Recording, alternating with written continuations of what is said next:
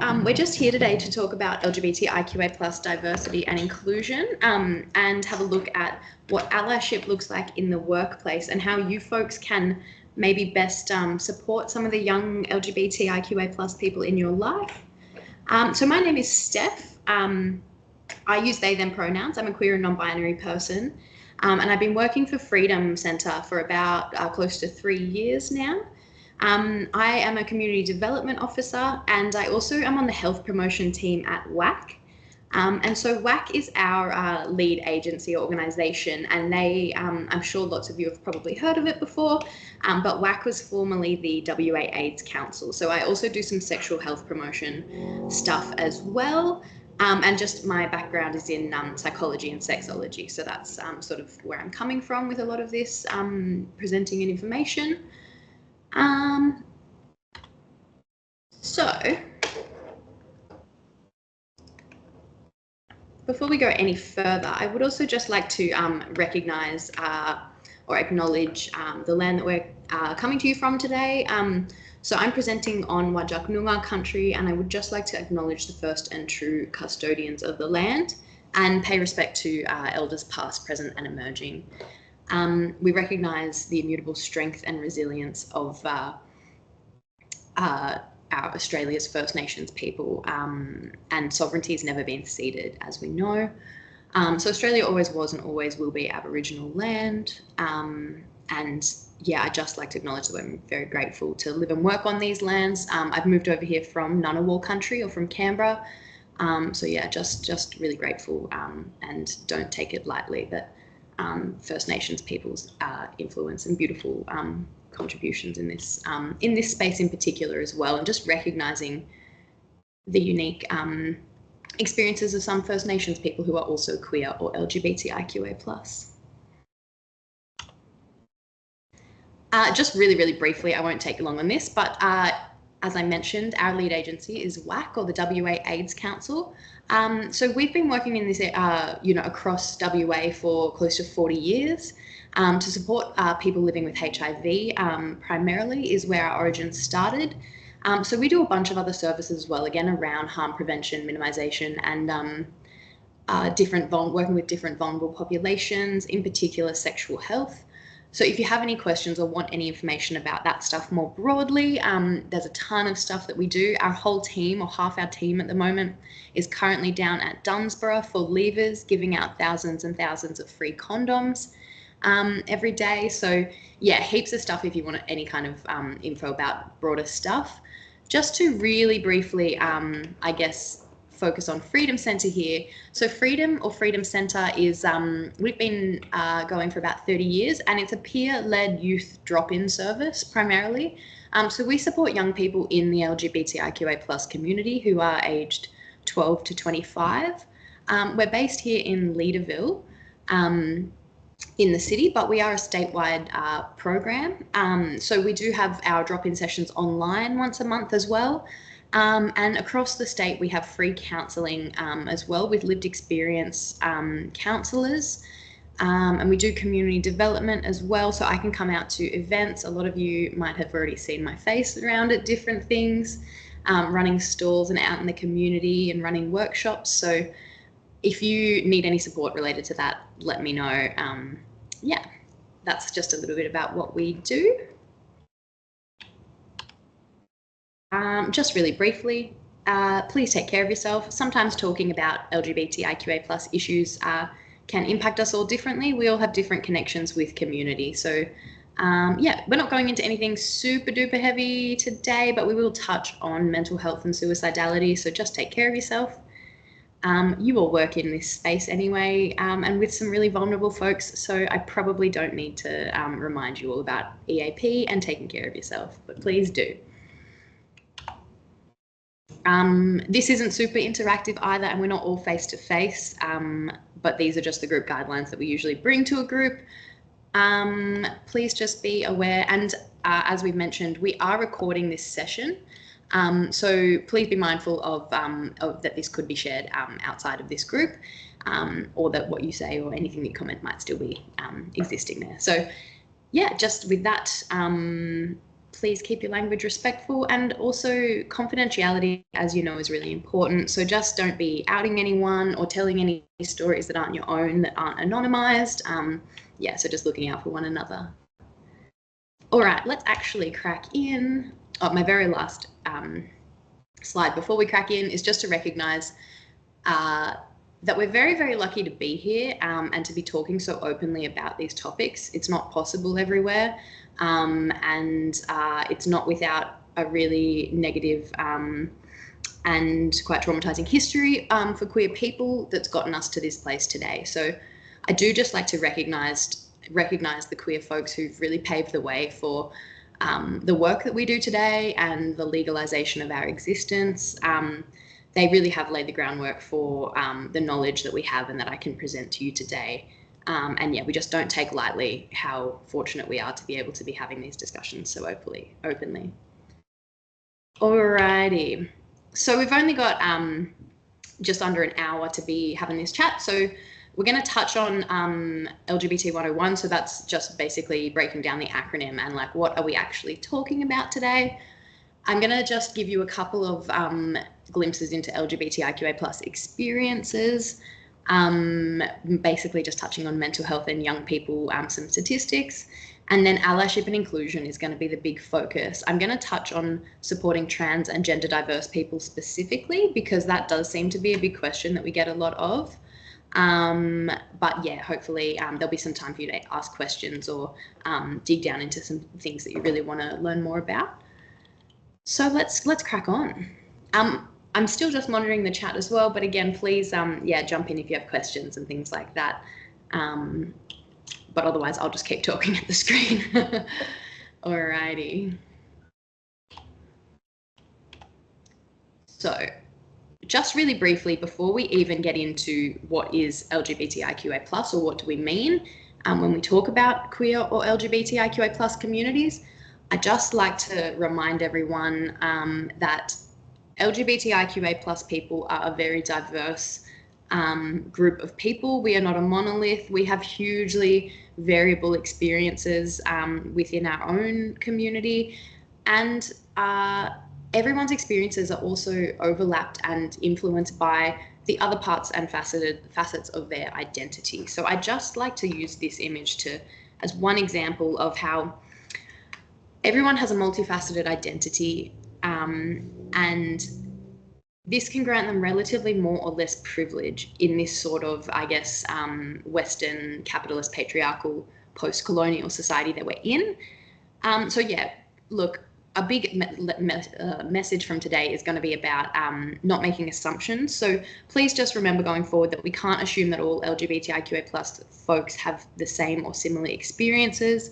Things like culture, education, faith connections, your bodies, your financial situation, access to services, literally where you live, your locality, all of these different things impact our experiences. And so, yeah, I just think bringing up this model of intersectionality reminds us that for those of us who might sit at the center of this wheel in this model, we might have relatively more power or privilege in some facets of our life. So we can consider how we can then lift up and hold up folks with more marginalized identities in this social context.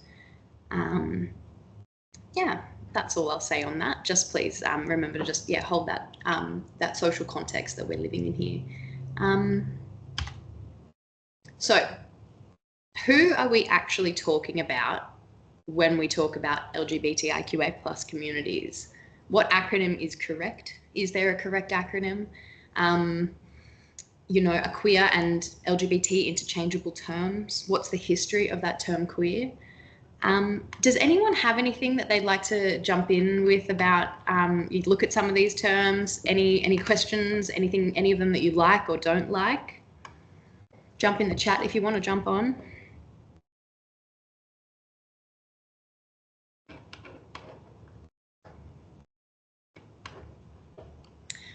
So a big thing that I hear from people is that they're hesitant to engage in some of these conversations because they're scared of saying the wrong thing. And that queer community is a really rapidly changing and dynamic community. So I suppose there are different terms and different things coming up every now and again that people might not be familiar with. So yeah, a lot of the time, people's fear of saying the wrong thing gets in the way of them actually speaking up and practicing their allyship, because they're intimidated by the potential of not saying the right thing or messing up. So with that, I just want to, I guess, clarify a little bit about the acronym itself. So LGBTIQA+, we use this acronym, this red one up here, for consistency across our organization. But there's actually no, the alphabet people. What are the alphabet people? Great question, Tegan. So I suppose these terms, rainbow community and alphabet people in particular, are sort of terms. Alphabet people can be, I suppose it's been used in a negative way. So it's a term that people have used to minimize or poke fun at our community. Yet at the same time, I've heard queer people talk about alphabet people, talk about us in this way as well, as a joke. So what we're thinking about here is really intent and impact behind the language we use. And again, how can we balance that, not being scared of saying the wrong thing, so that we can still engage, but also being conscious and sensitive of some of the sensitivities around some of these languages. So I suppose rainbow community and alphabet people are examples of terms that some people might use, sometimes in jest or sometimes more genuinely perhaps, but I suppose rainbow community is a bit more positive, but it's just an alternative to having to say a whole acronym, I suppose, which some people find a bit of a tongue tire, which is fair. So as I was saying, I guess, we use this red acronym LGBTIQA+ in that order just for consistency across our organisation. But you might also see the acronym LGBTQ+ or LGBTI+ or LGBTI or some version of that. And look, there is no single correct acronym to use. That's what's important to keep in mind, is that different places, different people, different contexts might use slight variations on the acronym. And there are a few different reasons why. I'll touch on that shortly when we have the definitions of all the different terms. But I guess what I would say is, if you're most comfortable saying LGBT or LGBTQ or LGBTQ+, or something shorter, that's okay. It's just about practicing adding a couple extra letters on if you can. But at the end of the day, if you're saying LGBT+ and you're saying it respectfully, that's much better than saying something like alphabet people in a really rude or minimizing way. I'll touch on the word queer as well. Queer and LGBTIQA+ can be used somewhat interchangeably, but there's a big caveat around that, in recognizing that the word queer, meaning, different, othering, weird, strange, that historical connotation, doesn't apply to some identities under LGBTIQA+, in particular the I. So I'll touch on that shortly. So queer and LGBTIQA+ are somewhat interchangeable, but queer refers to that social difference, or the ways that your behaviours or the way you move through the world are sort of outside of the normal or the typical. The last thing about the word queer as well is that the word has historically been used and weaponized against LGBTIQA+ people. So a lot of people, maybe folks who are older, who are in the LGBT+ community, they might have sensitivity around that word and not like the word queer, or be really resistant to it because of the associations with that being really weaponized and used negatively. So while most people today are comfortable and do use the word queer to refer to the community or talk about the queer community, some people still have a complex relationship or feelings towards that word, and that's completely fair. So it's just about reflective language when it comes to, that client or one-on-one context. Last thing I'll say is that one down the bottom it works better in person, but that acronym down the bottom is fake. It's made up. We just put it in there as well because some people, again, knowing that the acronym is growing, might say things like LGBT, LMNOP, QRS. They like to, again, make fun of our community or find ways to undermine it, such as kind of like the alphabet people in that term. So I guess just being mindful about the language we use, using reflective language, and not stressing too much about getting the acronym exactly right every time. and just finding a convention that works for your workplace, I suppose, when it comes to that context. Let's actually break it down though. So I've just got a couple more minutes of this basic stuff before we jump into the allyship and experiences. When we talk about LGBTIQA plus people, what we're actually talking about are folks who are diverse or fall outside of the mainstream or the typical experience or the majority experience perhaps, in one or more of these three ways. So we have these three distinct concepts, sex, gender, and sexuality, that come up when we're looking at queer people and LGBT plus diversity. So sex, you can also think about this just as our bodies. So it's our biological sex that we're talking about here.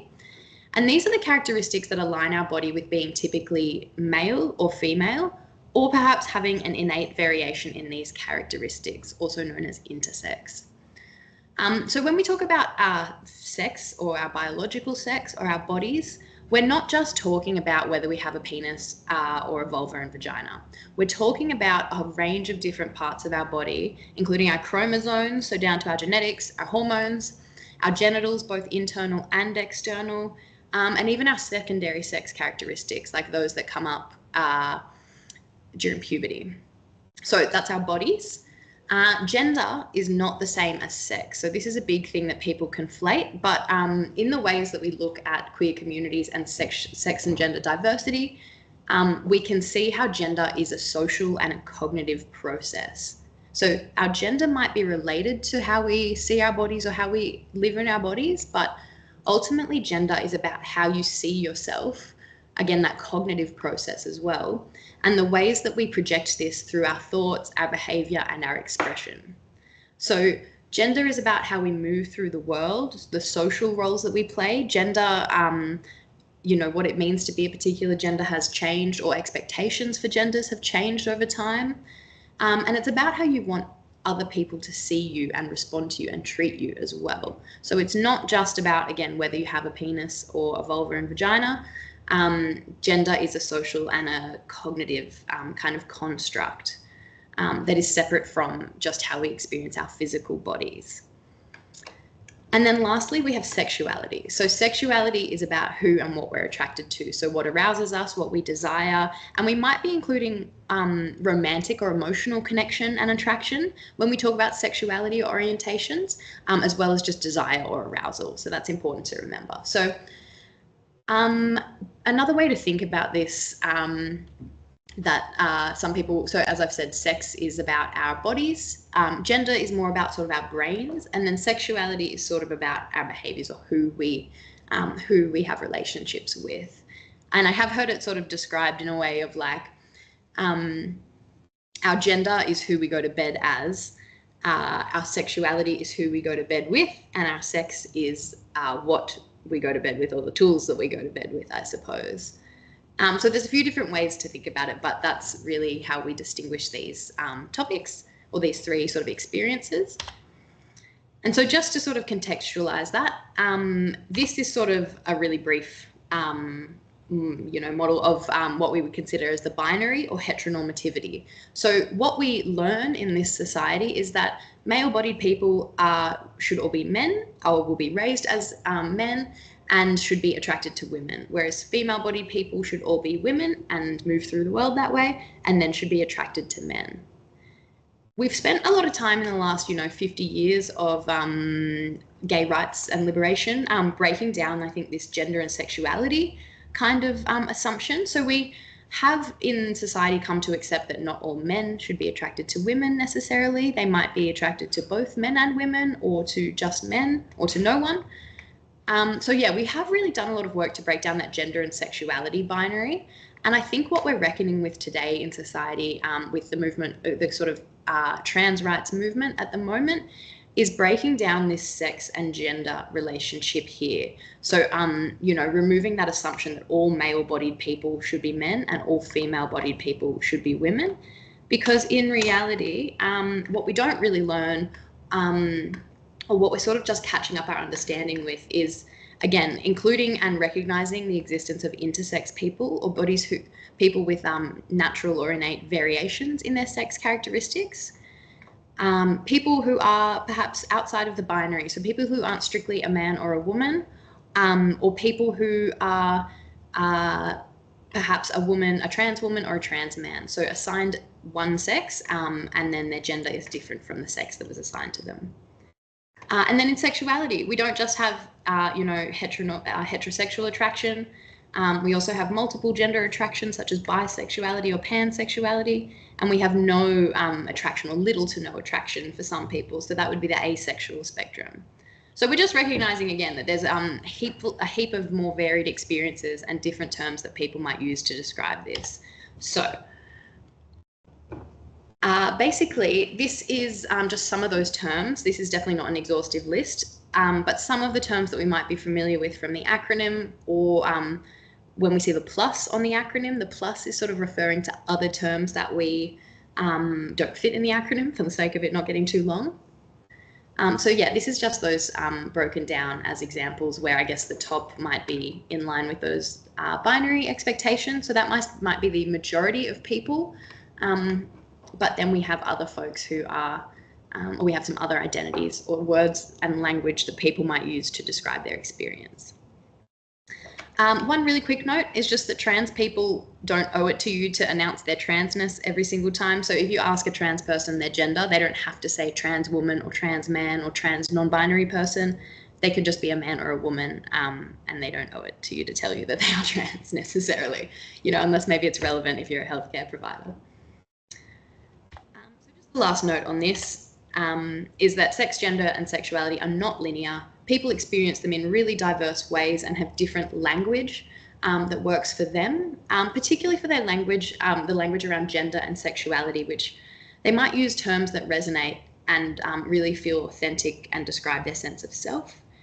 And this can be impacted by experience, culture, feelings, belief, knowledge, and environment. So the access that someone has to particular language can really influence maybe how they identify with those words. Because if someone isn't aware of certain language or certain things, they won't be able to describe themselves or accurately portray themselves if they don't know, if they don't have access to those words that really fit and feel true for them. Just as a quick example, as a bisexual person that grew up in quite a conservative community, I didn't know that bisexuality existed until I was about 17. And I remember how much that blew my mind, knowing I knew about gay and I knew about straight.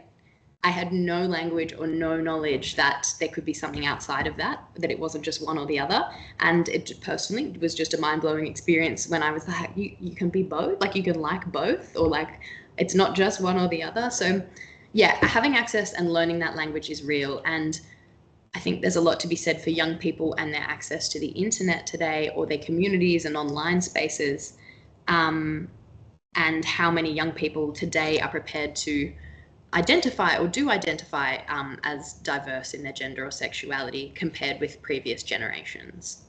So we'll touch on that shortly.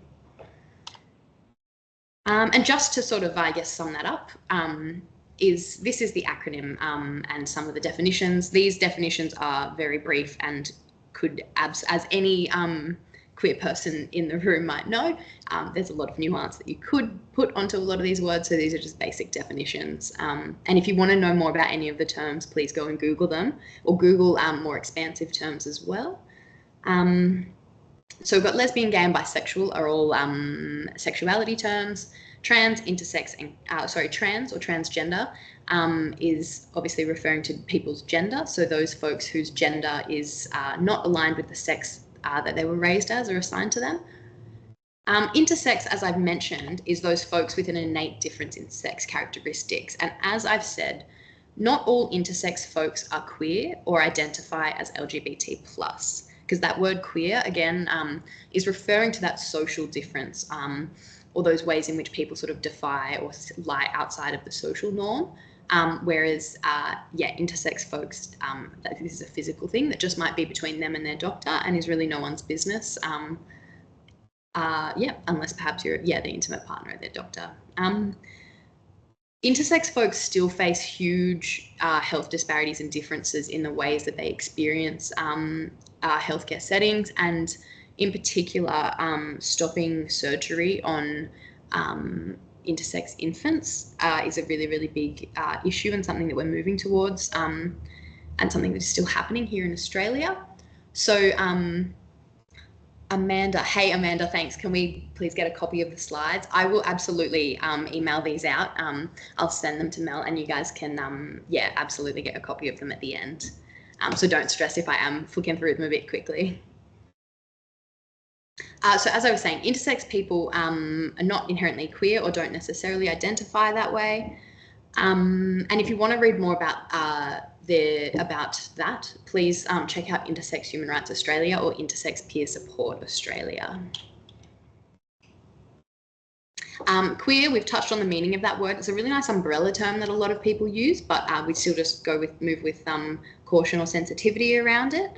And asexual, as we said, coming back to that sexual term or sexual orientations, but asexuality is a spectrum. It's really important to remember that we say little to no sexual desire, because some people, you know, there are so many different reasons why we might have sex and romantic relationships and intimate relationships. So we can't make assumption that all asexual people are just sex repulsed and will never be interested in romantic or sexual relationships. So with that said, just a note on, I guess, harm reduction or harm prevention, harm minimization rather. Please keep in mind, when I'm going to say this all day, but with not making assumptions about folks, please remember that even asexual people, this is what we teach a lot in sexual health, but asexual people might still have sex or might still be at risk of STIs or pregnancy, for example, because it is that hugely varied experience. So yeah, just remembering not to make assumptions about the identity, title or label that people use for themselves, and not assuming that that tells us everything about the behaviours or the relationship structures that they're in. Alrighty, let's actually crack into some stuff. If anyone wants to jump in the chat for just a second, I'm looking for percentages. If you had to guess a percentage of young LGBT people that are, in the population, what percent of young people do you think are in the LGBTIQA+ community? I want to see some guesses. Doesn't matter if it's right or wrong. 10%. Thanks, Tegan. 30%. Love it. Love it. Yep. 30, 45. Yes. Yes. 60, 65. Amazing. Amazing. Loving these guesses. So many variations. 40. Yep. Yep. So, long story short, it's really, really hard to know for sure. As I'm sure a lot of you wouldn't be surprised, we know that self-report data can be really tricky, but also that everything from the location that people are in, again, the language that young people have access to, how we ask these questions, heaps of things can influence how we collect this data. So I've got just an example here of who was right. Lots of you were in sort of different ballparks. It was good. It's good. But have a look at this. This is just one example from some recent-ish data. So if we take 100 young people, the number of people who are intersex, so again, that's that difference in sex characteristics, that's 1.7% of the population. And that doesn't really change whether we're looking at young people or all people, because it is that, that there's that frequency and occurrence for sex development in sex differences, or intersex conditions rather. So yeah, about 2 in every 100 or 1.7% are intersex, and that is about the same frequency as redheaded people is what we commonly quote. So not as uncommon as people might be led to think. In this particular study as well, so this is a study of Australian secondary school students. So this is people specifically in years 10, 11 and 12 across Australia from a few years ago. And in this study, about 7.1% of people said that they were gender diverse, so trans or non-binary or somewhere under that gender diverse umbrella. So that's a little bit higher than from the last study. So yeah, about 7% or 7 in 100 people would be trans or gender diverse. And when we have sexual diversity, so that is gay, lesbian, bisexual, pansexual, asexual, etc., we actually have upwards of around 35% of young people today in contemporary Australian society saying that they are not strictly straight. So that is quite huge. So whoever said 30%-ish, yep, Awesome guesses. That was pretty close, or 40%. Again, this is just one example of a study. You might see slightly varying statistics depending on where you go or how you ask the question, but we are seeing, you know, anywhere around 1 in 4 or 1 in 3 young people at least likely to identify as LGBTIQA+. So it's really important for the work that you're doing and remembering that, that it's highly likely that it'll be relevant to you. And I'm just checking the time now, so I'm going to just keep going through that. But just to contrast, out of, if we look at the whole general population or just adults, I suppose, Australia, again, I won't go into the census, but if you have read the news in the last few months about the census and the proposed changes, you might see why this is a sensitive issue. But according to some very outdated Department of Health data, about 11% of Australian adults are LGBT or, you know, lesbian, gay, or trans, or bisexual. So yeah, a smaller cohort for adults, but we can consider again those cultural differences and those differences in the ways that communities come together in online spaces, for example, or the ways that young people today just have much more access and understanding of diversity. And there is much less homophobia and stigma and transphobia out in the world. So is it a safer place to be out? That could be one of the reasons why lots of young people are more likely to identify as queer as well. Alrighty, so on to allyship. Why do we need allies? Because it is not a completely safe space out there for us, I suppose. So I'd just like to highlight, again, this is going to be preaching to the choir because you folks, again, I know you work with a lot of really marginalized or vulnerable young people, but just to reiterate that LGBTIQA+ people are not inherently less healthy or less mentally well by virtue of being queer or LGBT+. Being gay or being trans doesn't make us more mentally ill. It is the barriers that we face in the world that contribute to our disadvantage and vulnerability. So just a few statistics. I won't linger on them for too long because it's a bit depressing, but close to 40% of LGBT+ young people report social exclusion. There's some percentages for verbal, physical, and sexual assault or harassment experienced in a 12-month period. So almost half of young LGBT people experience verbal assault or harassment. And we also are overrepresented in sexual assault statistics as well. 3 in 5 people who are lesbian, gay, or bisexual are treated unfairly because of their identity, and 3 in 4 trans people are treated unfairly because of their trans identity. Over half of intersex people report discrimination in healthcare, and 3/4 of LGBT+ young people reported having negative mental health impacts based on connection with healthcare settings or their experiences in healthcare. Oh, sorry, Tegan, these are stats for young people. Yep. Sorry, I've realized that's a little bit random there, but these are all from just about, except Private Lives 3. There might be one of those that is not, but yes, in general, these are for young people.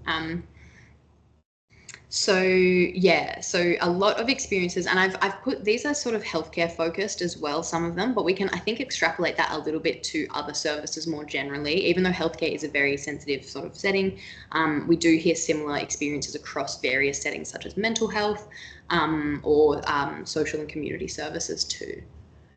So I guess from a service provision perspective, we want to be thinking about every time a young person is interacting or coming in as a new client to our service, the messages that we might be sending them and the ways that we might be accidentally deterring them from staying connected with our services.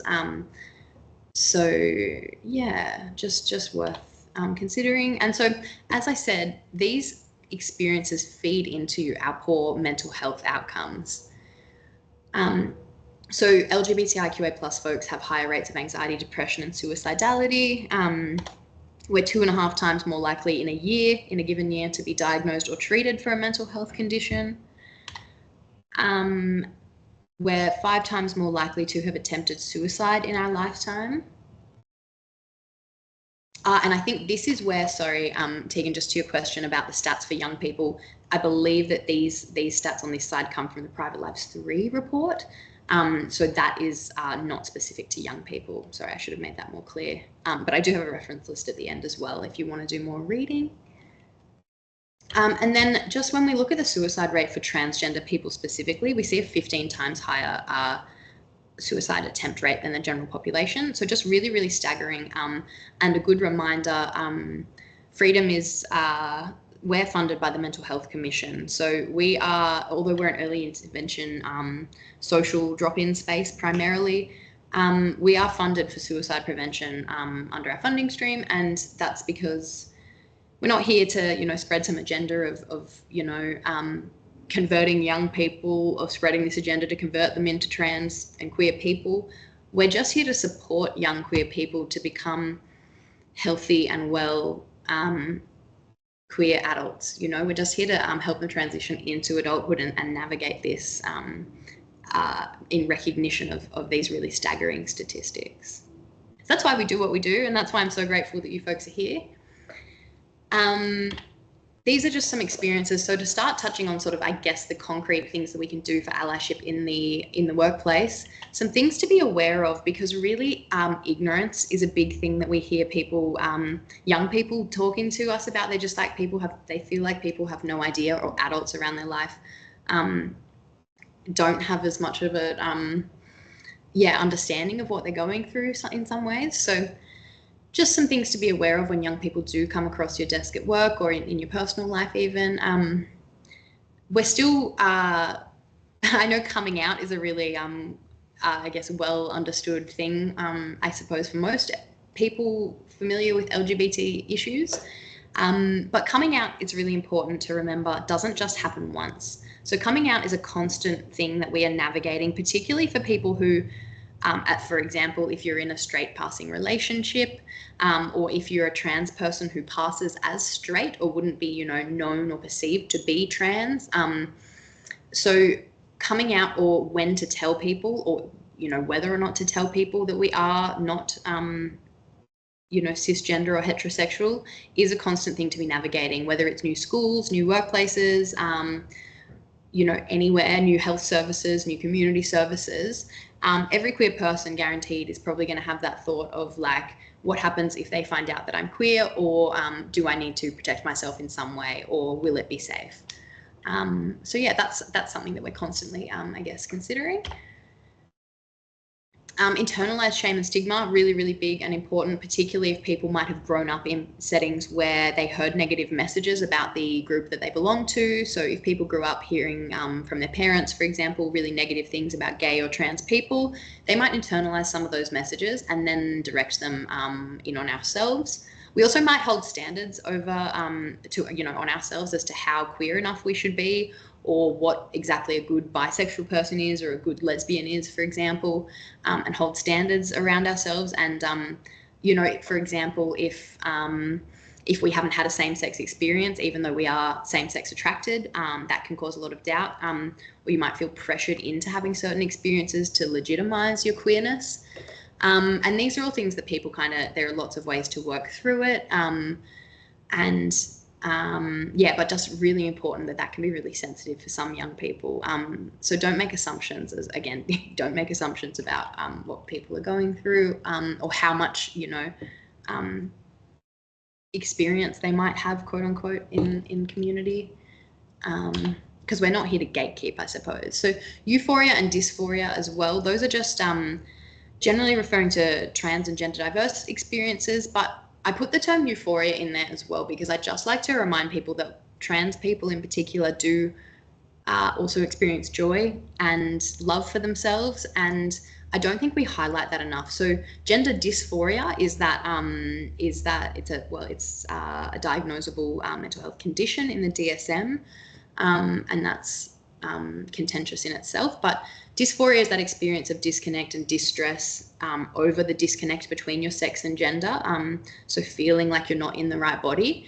And yeah, really, really distressing. But the things that can come from feeling like yourself. And when a trans person takes steps to feel like themselves, or be in the right body, or be in the present and move through the world as they are, not as the, you know, sex that was assigned to them, the euphoria that comes from that is really real. And I would encourage people who are working with trans people to explore what they can do to help their young trans people feel euphoria, because we do just tend to focus on the negatives a lot. Yeah. Again, shortly on gender diversity as well, briefly, in just a moment. But another issue is feeling like an ambassador of the community. So a lot of queer people feel like they have to represent the community in their, you know, if they're going into, again, a new health service or a new place.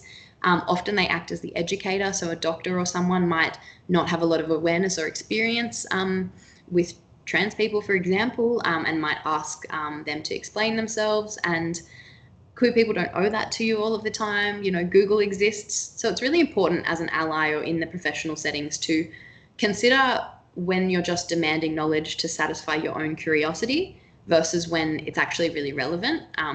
So yeah, just be mindful of not forcing young queer folks to feel like they have to educate you all of the time. Imposter syndrome and finding community. I've sort of mentioned this already, but constantly we're all just not feeling queer enough, or not feeling good enough, or not feeling like we are, you know, deserving. We get young people all the time who say, oh, I don't know if I can come to freedom because I don't know exactly what I am yet, or I don't know if I'm queer. And we do not have time for that. We do not care. We don't mind. Everyone is welcome. As long as you have some comfort or some identification with queerness or being in the LGBTIQA plus community. We talk a lot about the Q in the acronym. The Q can also stand for questioning. So people are always welcome in the community, regardless of where they sit or whether they have landed on a specific term or identity, you know? So no gatekeeping. Long story short, we're not here to gatekeep. And finding community, we know the benefits, mental health benefits and psychological benefits in particular of that sense of belonging. So yeah, again, that harks back to what freedom does is, I guess, suicide prevention and mental health services via social connection and community. So we're here if you need help with that as well, with any clients. Let us know and we can help connect you with the right places. Media and public messaging around our communities, it's pretty horrendous a lot of the time.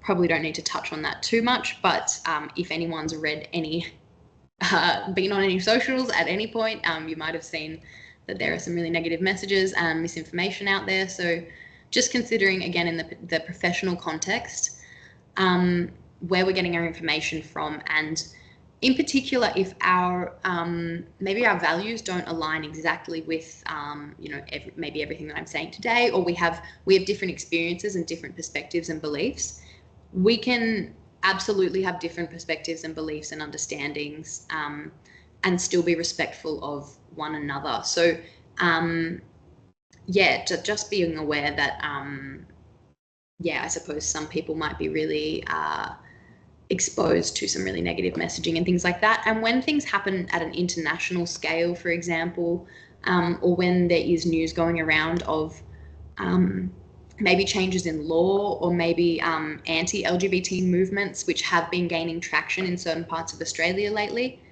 when we become aware as service workers that there are some negative messages or things going around in the media, I'd encourage you to check in on the trans and queer people in your life, and just be aware and hold that sensitivity. And just remember that it might be kind of shit to hear about, hear people saying really bad things about your community all the time.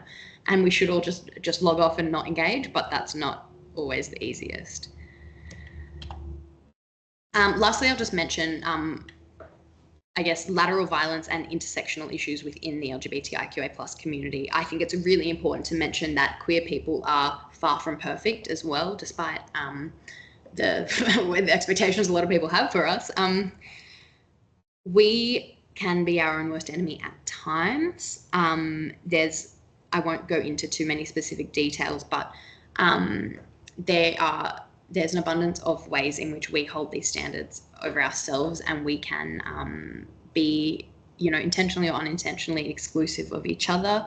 And In particular, racism, fat phobia, ableism are huge issues within community, and again, the standards that we hold for each other, or the kinds of expectations or ways that we expect each other to perform queerness or things like that. There's a lot to be said on it, but I would just recognise that, again, queer people are multifaceted and varied as well, and we have a lot of work to do within our own community, I think, to support each other better as well. Yeah. Are there any other in particular issues? I've got a couple of slides left, so I've got about 10 minutes before we finish up, but I'll just pause for a second. But are there any issues that anyone would like me to speak to that I haven't touched on here, or are there any specific questions where I can keep going? Feel free to jump in the chat or onto the thing if you want to.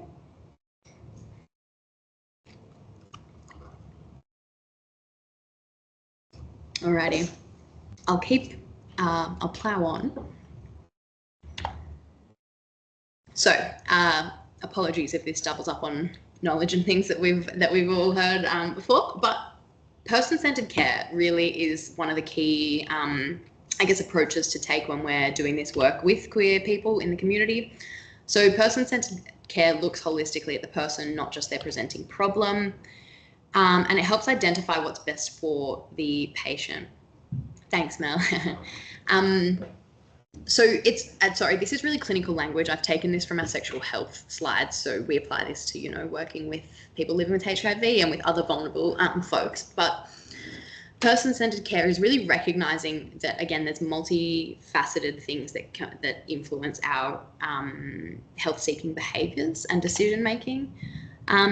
So autonomy and trusting that the person knows themselves best, and affording them that dignity, in particular the dignity of risk as well, and respecting their decisions and experiences is a part of person-centered care.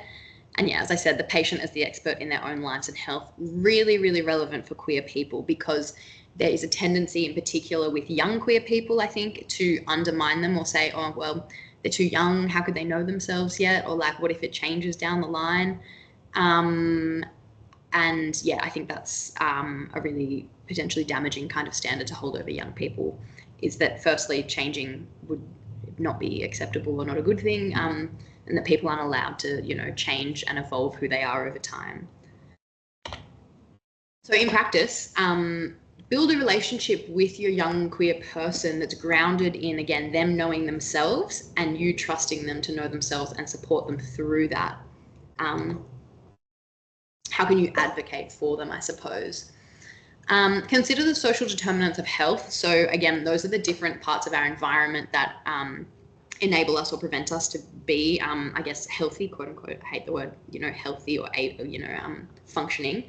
But consider the social determinants of health and what are the priorities for people and what aspects of their environment might be impacting or hindering, their well-being at the time.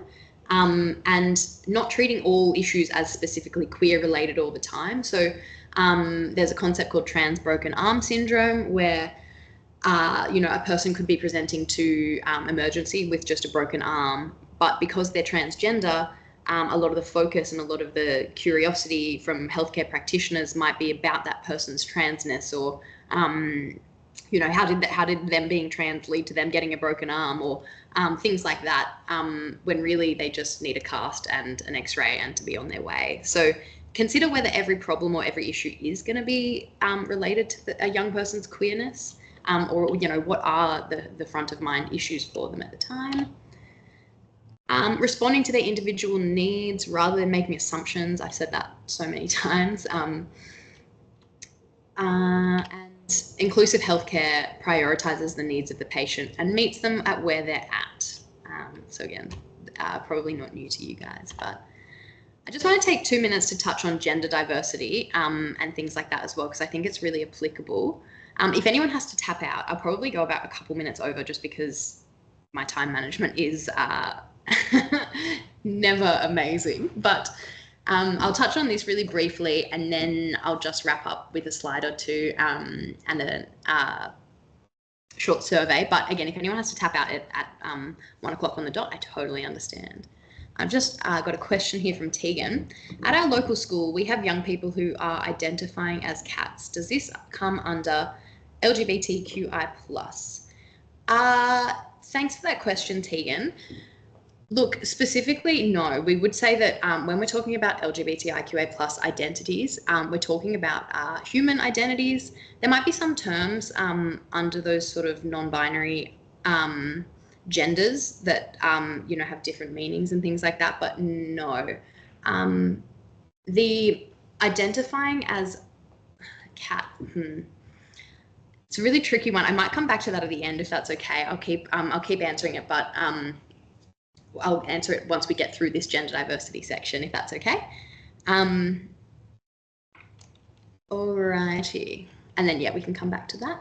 So just really briefly, if you were to look at this sort of range of people, and I point at, say, the person on the far left with the short hair, if I point to them and I say, what's their gender? You wouldn't actually know until they tell you. We could make some assumptions about what someone's gender is, but I just like to remind folks that identity and expression are separate things. So the identity term that someone uses for their gender is not the same always as how they express, because how someone expresses their gender can chop and change really easily. Clothes, we change our clothes every day. We can cut our hair, we can wear makeup or not wear makeup. So how someone looks, this is really important for client-facing stuff.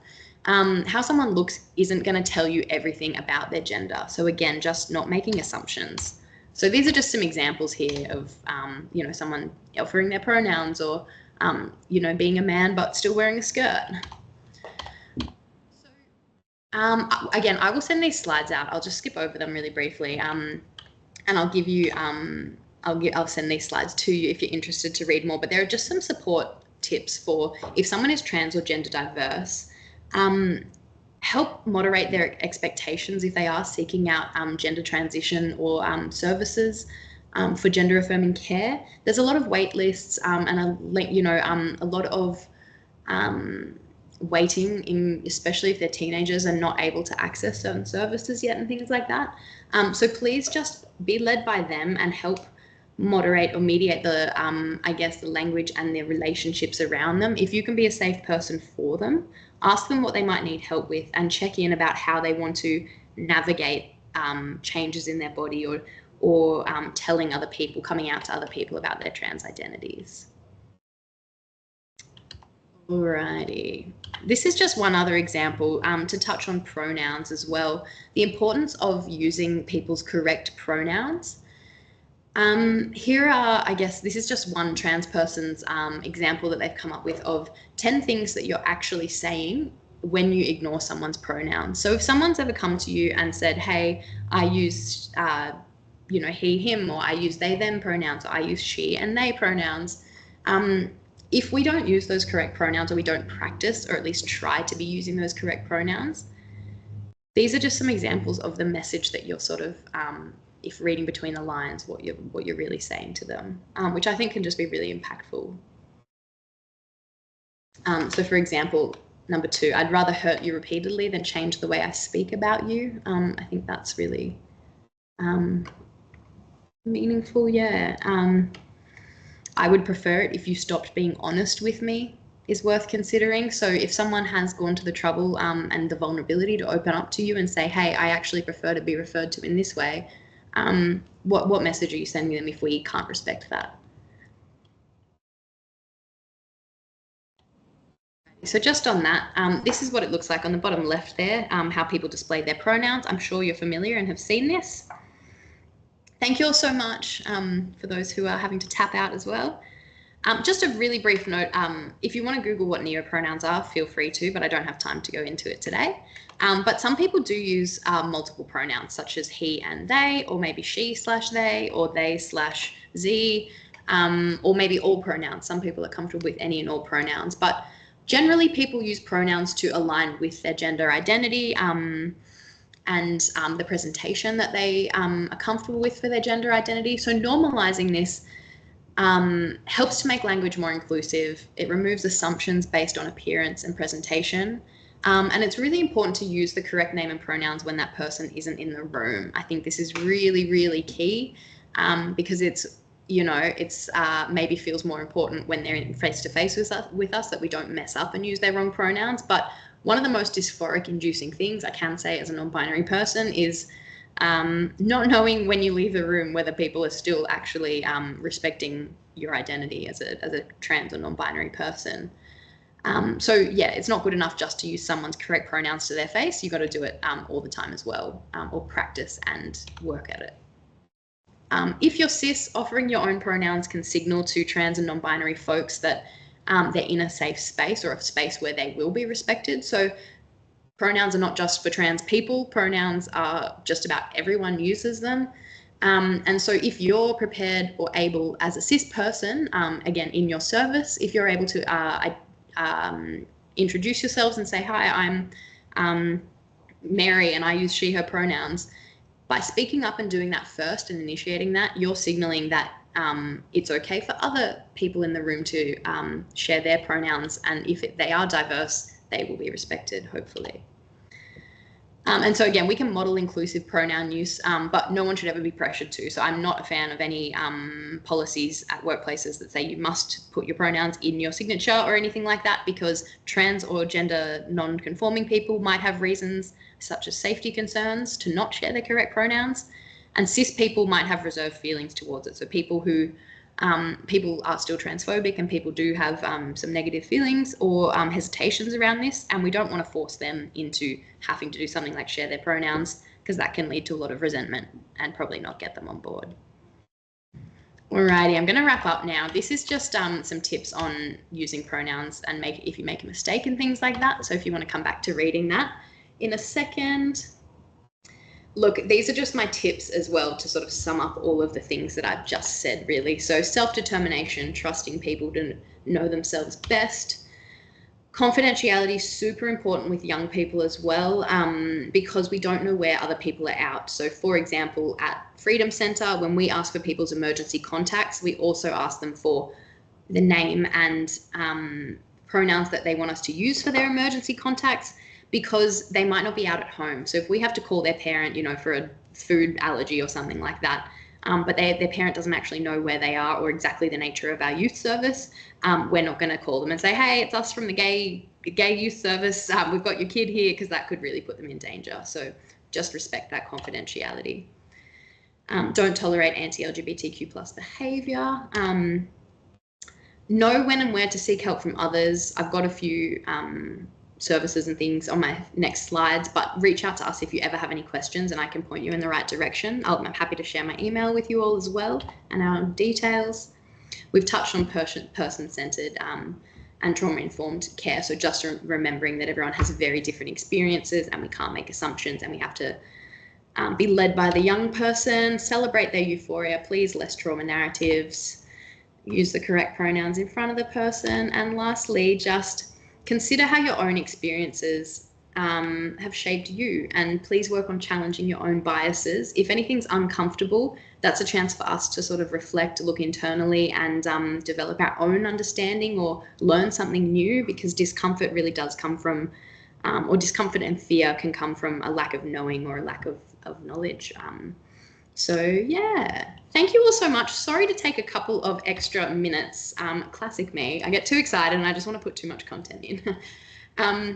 But I really appreciate you guys taking the time to listen today. Here's some tips for your organization, policy-wise, things like that. If you guys would like any more information, I'd be happy to come and chat more, elaborate on the gender diversity or other things like that.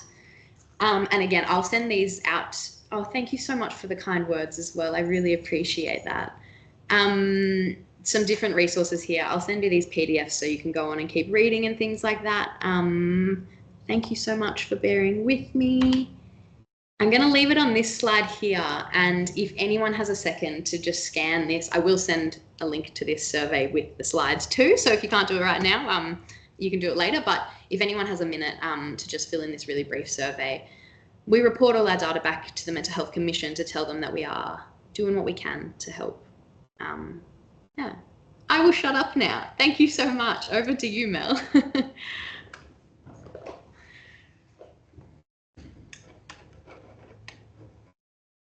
Hey, Steph, thank you so much. That was so informative. And I think everyone took a lot out of that. So really, really appreciate your time today.